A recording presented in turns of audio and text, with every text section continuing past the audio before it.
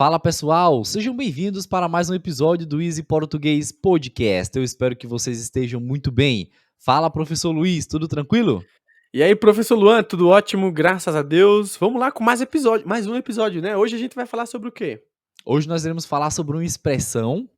Essa expressão é muito falada pelas mães brasileiras, né? Então, bem provável que a sua mãe já falou várias vezes. É uma expressão muito comum, eu acho que em todo o Brasil é falada, pelo menos aqui no Nordeste hoje a gente fala. No Sudeste do Brasil também eu já ouvi várias pessoas falando, em São Paulo, em outras, né, regiões do Brasil. Então, essa é uma expressão que, inclusive, tem história por trás. Você gosta daquelas expressões que traz consigo história, Luiz? É uma pergunta, né? Até tive que dar uma gaguejada, né?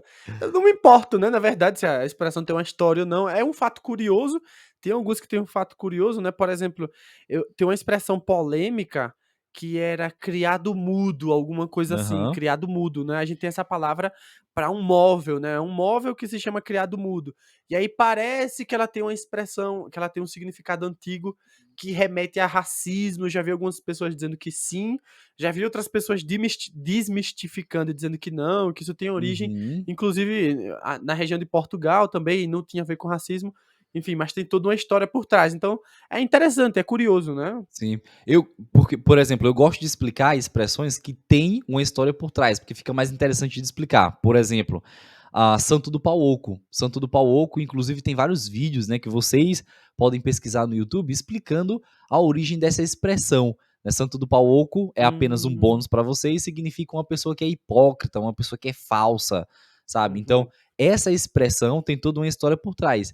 Então eu gosto de explicar a história da expressão para que o aluno possa realmente se conectar com a cultura do Brasil. Nesse caso, a expressão casa da mãe Joana, eu vou pedir, né, que o Luiz explique, ela também tem uma história por trás. Mas antes disso, Luiz, o que é que significa essa expressão e como nós utilizamos ela? Pronto, então você explica a história, porque eu também não conheço, não sabia que tinha uma história.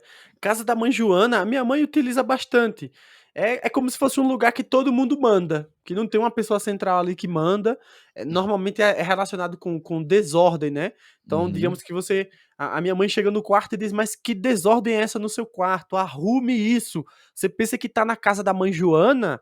Ou seja, ela é como se ela estivesse dizendo: Você pensa que não tem autoridade aqui nessa casa? Eu tenho autoridade aqui. Você pensa que está em um lugar que você pode fazer qualquer coisa? Não, né?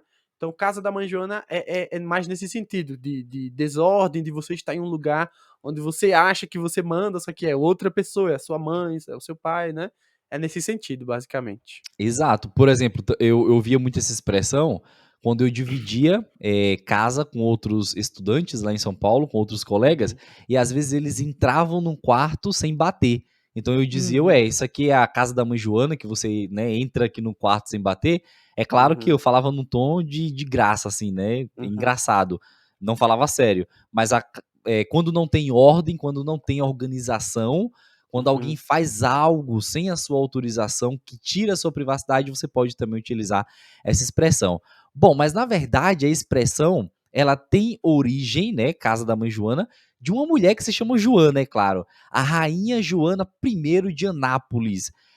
Dizem, né, que segundo a história, dizem que essa rainha tinha uma vida conturbada, ela se mudou para a França por um motivo que o marido dela foi assassinado. Existem muitas controvérsias a respeito dessa mudança. E essa mulher é conhecida por normalizar os bordéis na cidade. Só que ela normalizou os bordéis e criou regras, porque as pessoas iam lá, os homens iam para esses bordéis e queriam agredir as prostitutas. Então ela criou regras para poder proteger as prostitutas. E o que aconteceu? As prostitutas acabou chamando ela de mãe, né? E os bordéis chamando de casa da mãe Joana. Em Portugal, essa expressão é chamada passo da mãe Joana, só que a palavra passo ela não ficou famosa aqui no Brasil quando a expressão chegou ao Brasil e o brasileiro substituiu por casa da mãe Joana. Só que passo da mãe Joana é sinônimo de prostíbulo. No Uhum. Brasil, casa da mãe Joana ficou com esse significado de um lugar que é desorganizado, né? E como o professor Luiz acabou de explicar. Então, basicamente é isso, né? recebeu esse nome justamente pelo fato de uma mulher que protegia as prostitutas, né, em um bordel, e por isso as prostitutas se chamavam de Casa da Mãe Joana. Só que é engraçado, Luiz, porque a Casa da Mãe Joana tinha regras, né? A expressão no português é usada para um lugar que não tem regras. Beleza. Por hoje é só, espero que vocês tenham entendido essa expressão e nos vemos no próximo episódio. Se cuidem, pessoal!